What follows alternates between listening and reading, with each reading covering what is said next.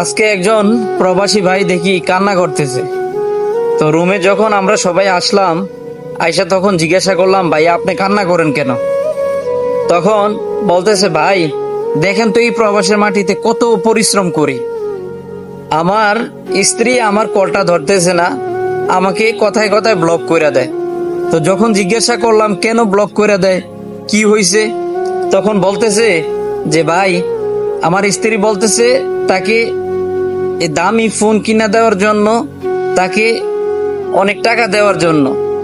দেখেন তো আমি এখানে নিজে অসুস্থ, নিজে চলতে পারি না, আর সে বলতেছে তাকে গহনা টাকা মোবাইল দামি মোবাইল কিনে দেওয়ার জন্য। সে আমার দুঃখটা বুঝতেছে না। তো যখন আমি বলি যে দেখো আমার কাছে এখন টাকা নাই, আমি অসুস্থ, একটু তো বোঝার চেষ্টা করো, তখন সে আমার সাথে ঝগড়া শুরু করে দেয়। যখন তার মন জোগাইতে না পারি, তখনই সে আমাকে ব্লক করে দেয়। ব্লক করে আর অনেক দিন যাবত কথা বলে না।